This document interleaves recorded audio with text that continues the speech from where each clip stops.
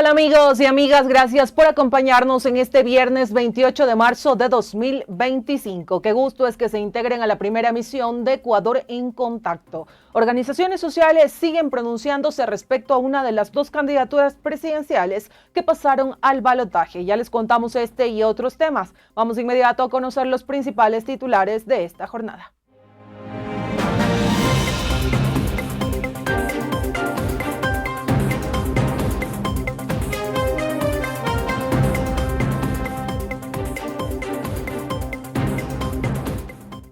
Trabajadores se pronuncian tras veto parcial a la reforma sobre discriminación laboral por edad.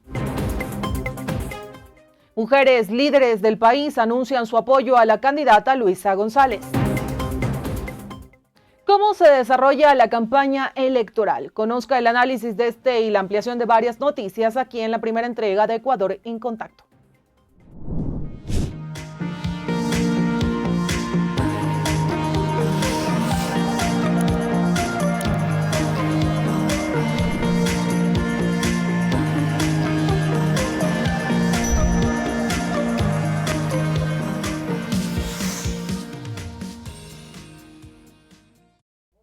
Iniciamos de inmediato con las noticias y el pasado domingo 23 de marzo inició la campaña electoral para la segunda vuelta presidencial. La misma se ha dado en medio de cuestionamientos debido a la situación del presidente Daniel Noboa y a su decisión de no pedir licencia. Rolando Goyes conversó de este escenario con Verónica Silva, analista política y quien fue candidata vicepresidencial. Veamos qué dijo en el reporte. Corape informa.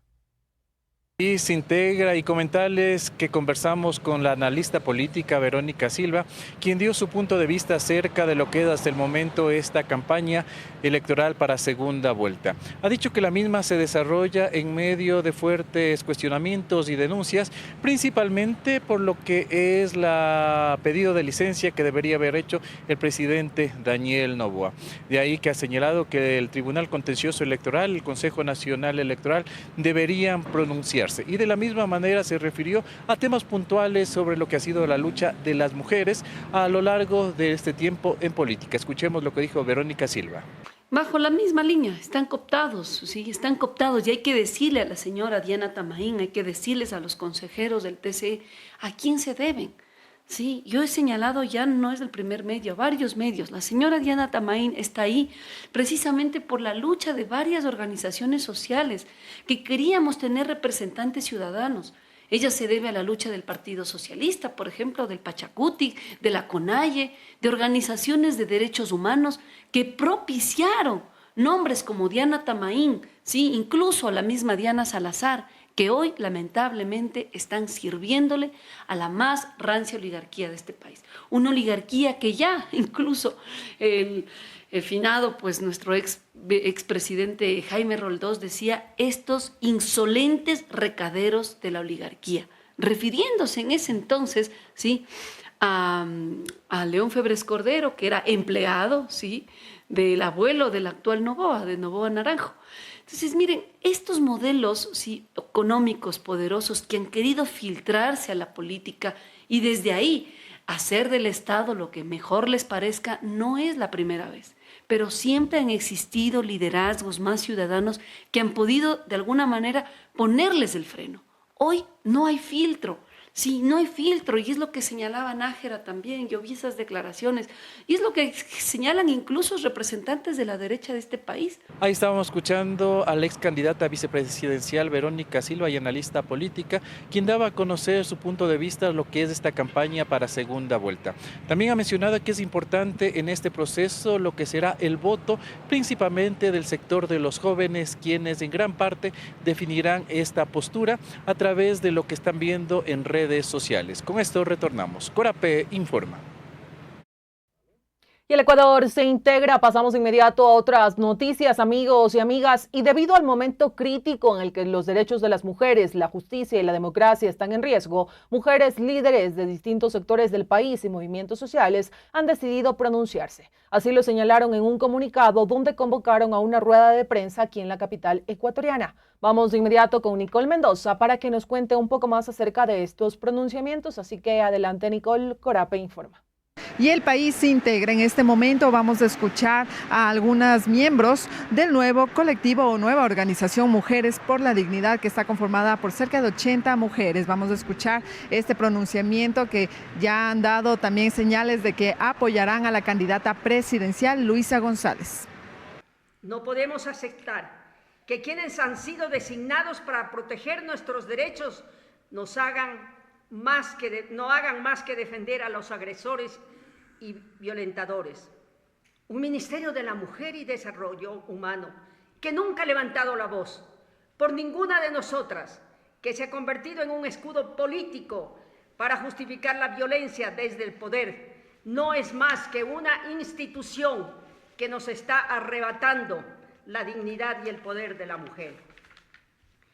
Nosotras sí tenemos convicción, nosotras sí sabemos lo que significa luchar y por esto apoyamos con firmeza, con decisión, con coraje y persistencia a Luisa González, porque representa una oportunidad histórica, porque es la primera mujer con posibilidades reales de llegar a la presidencia, enfrentando a los poderes económicos y políticos que no han hecho otra cosa que intentar desacreditarla con las mismas prácticas de siempre, la ridiculización, el doble estándar de género, la manipulación mediática.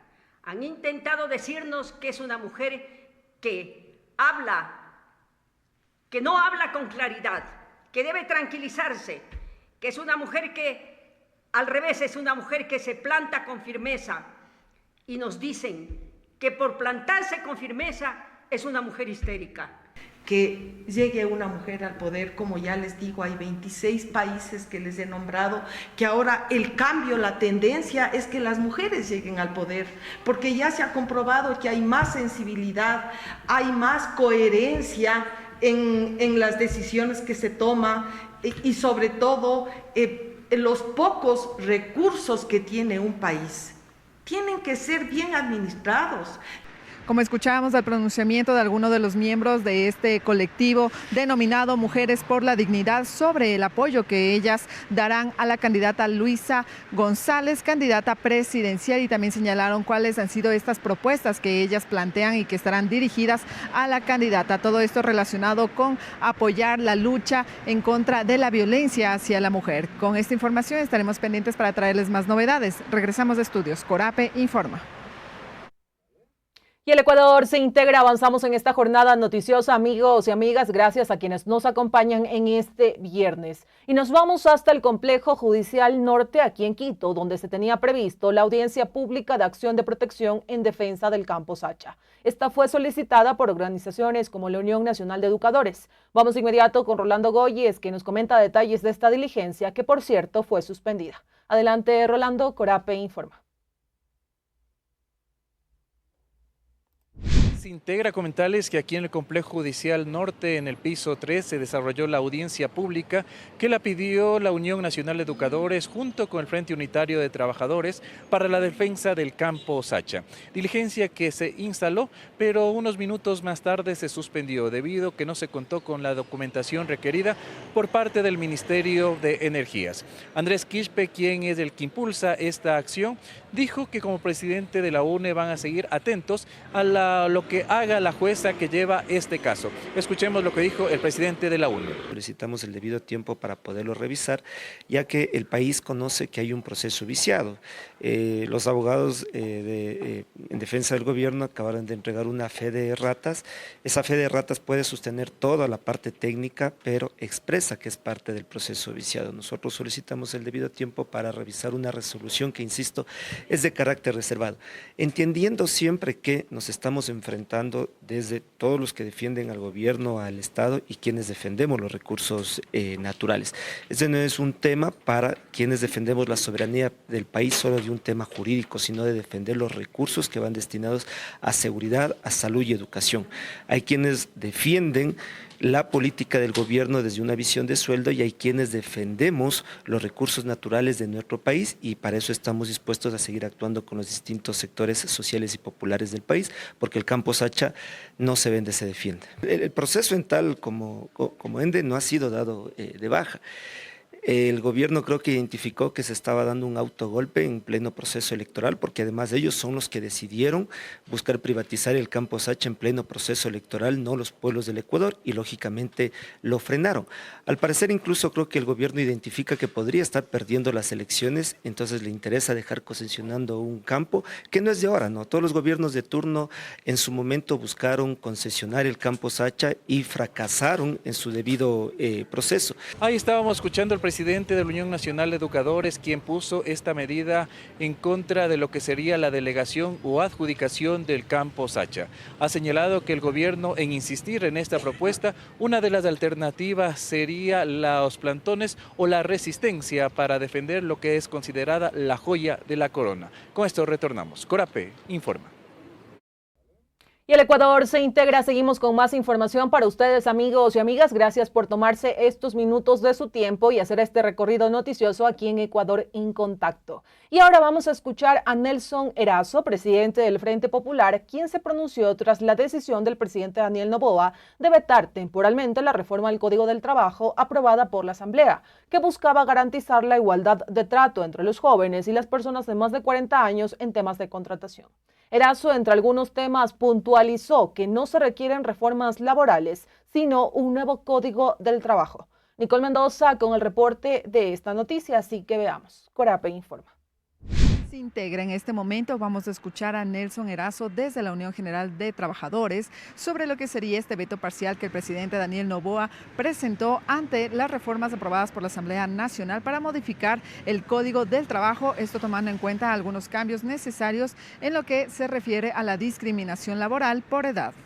Es que la Asamblea también lo toma desde el punto de vista electoral, no lo toma desde el punto de vista de una necesidad histórica, de un instrumento que permita dinamizar el trabajo y que garantice la posibilidad de que la gente en condiciones de trabajar, y no me refiero solamente entonces a los que ya superan los 40 años, me estoy refiriendo también a esa juventud que sale de los institutos, que sale de los colegios, que sale de las universidades y que no puede encontrar una fuente de trabajo.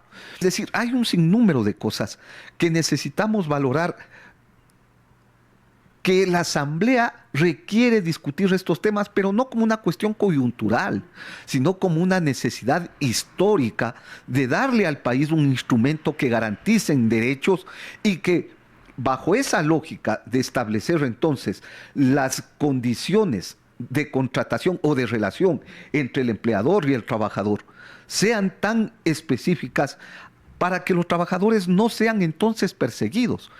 Porque hay otros elementos que serían mucho más necesarios, creo yo, ¿no es cierto? O son igual de necesarios, pocos. Por eso es necesario entonces establecer que requieres una nueva ley de seguridad social, pero también un nuevo código del trabajo en donde proteja al más débil de la relación laboral. Y el más débil de la relación laboral no es el empleador. El más débil de la relación laboral es el trabajador. Como escuchábamos desde la Unión General de Trabajadores a Nelson Erazo, quien enfatizó que ante estas modificaciones que se pretende al Código del Trabajo relacionado con lo que sería la no discriminación laboral a personas mayores de 40 años, señaló que estas son medidas parche y que lo que se necesita es un verdadero Código de Trabajo que no vulnere los derechos de sus trabajadores. Con esta información regresamos de estudios. Corape informa.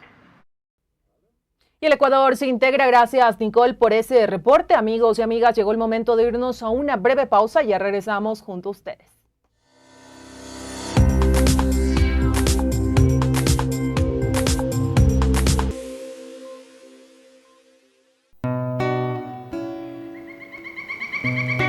Conservar el ecosistema es un deber.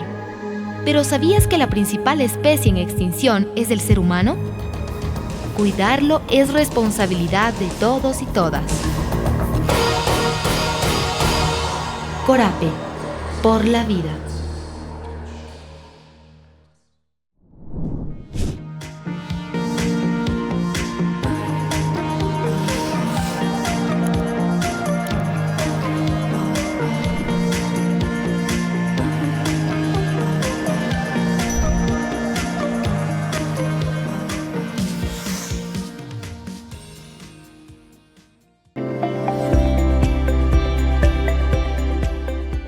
Evite realizar quemas agrícolas, ya que podemos causar que este incendio se propague. No bote colillas de tabacos en bosques y en lugares de vegetación seca. Si realizan una fogata, cerciorarse de que ésta quede apagada totalmente. Recuerde que para apagar una fogata vamos a necesitar de agua o de tierra. Si todos colaboramos, evitaremos que más incendios forestales destruyan nuestras áreas verdes. Si usted ve un incendio, repórtelo al 911.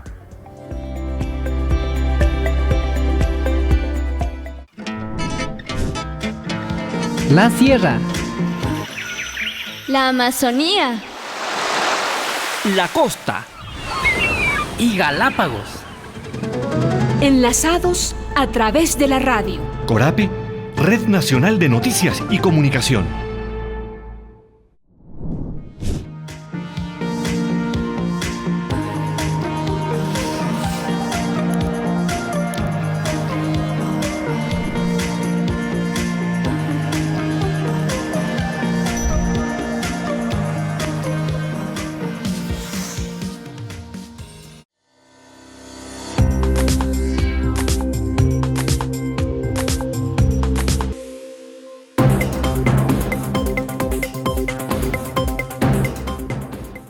Amigos y amigas, estamos concluyendo esta primera entrega noticiosa de Ecuador en Contacto. Gracias a quienes se conectaron desde el inicio y nos han acompañado hasta estos minutos finales. Qué gusto que se enteren de las noticias junto a nosotros. Recuerden que pueden suscribirse a nuestro canal de YouTube Corape Digital TV y que en unas horas nos volvemos a encontrar con la ampliación de estas y otras noticias que se vayan generando en este viernes. Un abrazo fuerte.